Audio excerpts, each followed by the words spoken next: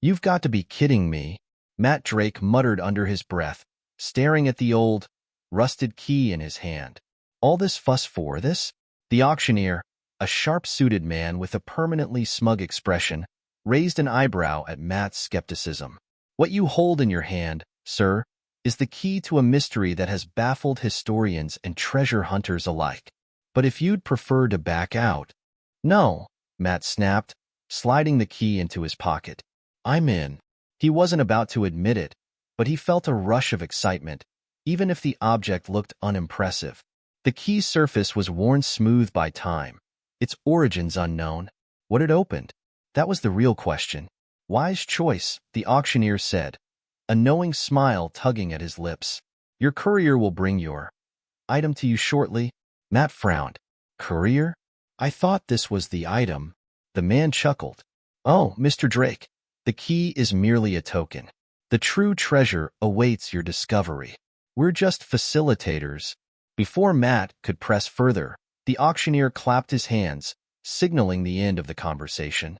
Moments later, Matt found himself outside, clutching the key tightly. His mind raced with possibilities. He'd been chasing artifacts and oddities for years, but something about this deal felt different. The air around it was heavier, as if the universe itself held its breath. As he approached his car, a low hum filled the air. It was faint at first, barely noticeable, but it grew louder with every step. He froze, scanning the area for its source. The hum deepened, vibrating through his chest, and then he saw it, a sleek, dark craft descending from the sky. What the? The ship landed with an eerie silence, its surface shimmering like liquid metal. A door slid open, revealing a figure cloaked in shadow. Matt's instinct screamed at him to run, but his feet refused to obey. The figure stepped forward, and Matt's breath caught in his throat. She was stunning, but not in a way he could easily describe.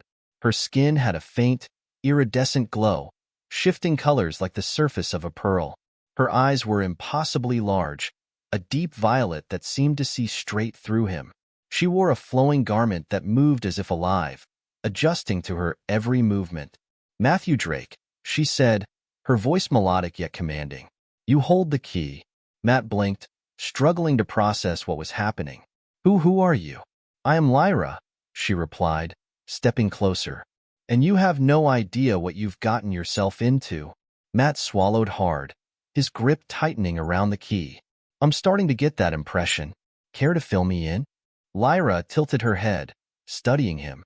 "That key is not of your world. It's a marker, a summons.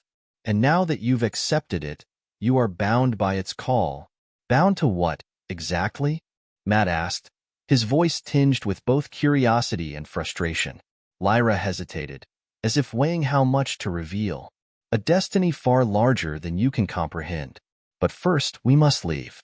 You've already attracted attention." As if on cue, a deafening roar split the air. Matt turned to see a group of dark, hulking creatures emerging from the shadows. Their forms were twisted and unnatural, their glowing red eyes locked onto him and Lyra. "Who are they?" Matt demanded, heart pounding. "Hunters," Lyra said simply. "They want the key, and they won't stop until they have it." "Great," Matt muttered. "This day just keeps getting better." Lyra grabbed his arm, her touch surprisingly warm. "Come with me if you want to live." Matt shot her a look. "Did you seriously just say that?" Her lips curved into a faint smile. It seemed appropriate. Before he could argue, she pulled him toward the craft. The hunters charged, their guttural growls sending chills down Matt's spine. Lyra raised her free hand, and a shimmering barrier erupted between them and the creatures. It held for a moment before cracks began to spiderweb across its surface. "Move," Lyra urged, shoving Matt into the ship. The door sealed behind them just as the barrier shattered. Inside, the craft was surprisingly spacious, filled with panels that glowed with soft, pulsing light. Matt barely had time to marvel at the technology before the ship lurched upward, leaving the hunters behind. He slumped into a seat, running a hand through his hair. "Okay, start talking. What's going on? What is this key, and why are those things after it?" Lyra sat across from him, her expression serious. The key you hold is one of the few remaining artifacts from an ancient civilization. It's a map, a guide to something that many would kill to possess. And what's that? She hesitated. A weapon, or a salvation. It depends on who finds it first. Matt groaned. Of course it does. Let me guess. Now I'm stuck with you on some kind of intergalactic scavenger hunt? Lyra's eyes sparkled with amusement. Something like that. But make no mistake, Matthew Drake. This journey will test you in ways you cannot imagine. The fate of more than one world may rest in your hands. Matt leaned back, staring at the ceiling. I should have just stayed home. Lyra smiled faintly. Perhaps. But where's the fun in that? And with that, the ship disappeared into the vast expanse of the stars, carrying Matt toward a destiny he never could have imagined. As the craft soared through the cosmic expanse, Matt's initial shock began to fade, replaced by an itch of curiosity. He leaned forward, his eyes darting between the alien symbols glowing on the console and Lyra, who was intently focused on a holographic display. So, he began. How exactly does this key work? I mean, it doesn't look like much. Lyra glanced at him, her violet eyes narrowing slightly. It's not the key itself that matters. It's what it represents. Which is? Matt pressed. She hesitated, as if searching for the right words. A link. The key resonates with ancient technology, gates scattered across the galaxy. Each gate leads to a piece of the puzzle. Matt frowned. Gates? Like stargates or something? Lyra tilted her head. If that comparison helps you understand, then yes. But these gates are far more than mere portals. They were created by the Eldera, an advanced race that vanished millennia ago. The key you hold is one of their last creations. And these hunters? Matt asked. They're after the Eldera tech too? Among other things, Lyra said, her tone darkening. The hunters serve a faction called the Vinrax. They believe the key will lead them to a weapon powerful enough to control, or destroy, entire worlds. Matt let out a low whistle. No pressure, huh? Lyra's lips twitched in a faint smile. None at all. The ship's interior lights dimmed, signaling an alert. Lyra's expression grew serious as she turned back to the holographic display. We're approaching the first gate. Brace yourself. Before Matt could ask what she meant, the ship shuddered violently. A swirling vortex appeared ahead, its edges crackling with energy. The ship plunged into it, and Matt felt a sensation like being stretched and compressed at the same time. When the chaos subsided, they emerged into a serene void filled with floating islands of crystal and light. Welcome to Eldera's Remnant, Lyra said softly. The first step on our journey. Matt stared in awe at the breathtaking landscape. But before he could fully appreciate it, a warning blared through the ship. Lyra's expression hardened. They're here. The hunters' ships burst through the vortex, weapons blazing. Matt barely had time to duck as an explosion rocked the craft.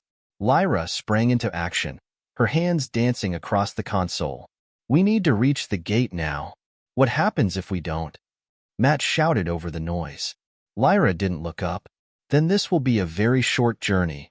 The ship weaved through the onslaught, dodging enemy fire. Lyra directed it toward a towering crystal structure glowing with ancient symbols. As they neared, the key in Matt's pocket began to vibrate, emitting a faint hum. What's it doing? Matt asked, pulling it out. It's activating the gate, Lyra explained. Hold it up. Matt hesitated, then raised the key. A beam of light shot from it, connecting with the crystal structure. The gate began to pulse, its energy building to a blinding crescendo. Hold on, Lyra shouted. The ship was pulled into the gate, leaving the hunters behind. As they emerged on the other side, Matt let out a shaky breath. Please tell me it's not always going to be like this. Lyra glanced at him, her eyes glinting with determination. If only it were that simple. As Matt and Lyra's journey continued, they encountered new challenges and allies across the galaxy. On a desolate planet bathed in perpetual twilight, they met Kale, a rogue AI left behind by the Eldera, who possessed knowledge of the next gate's location. Kale, however, demanded a trade. He wanted freedom from his prison-like construct in exchange for his guidance. How do we even know we can trust you? Matt asked, crossing his arms. Kale's holographic form flickered, resembling a humanoid figure made of light. You don't. But without me, you won't survive the next trial. Lyra studied Kale intently. What's your endgame, AI? To exist, Kale replied simply. Isn't that the goal of all life, organic or synthetic? After much debate, they agreed to release Kale, who integrated into their ship systems. His vast knowledge proved invaluable, guiding them to a treacherous asteroid field where the second gate lay hidden. Navigating the field was a harrowing experience. The asteroids weren't just rocks, they were remnants of an ancient battle, each piece humming with dormant energy. As the ship maneuvered through the debris, Matt couldn't shake the feeling that they were being watched. Something's not right, he muttered. I feel it too, Lyra admitted, her eyes scanning the displays. Kale, can you detect any anomalies? There is a faint signal, Kale replied, but it's fragmented, almost like it's trying to hide. As they approached the gate, the signal intensified.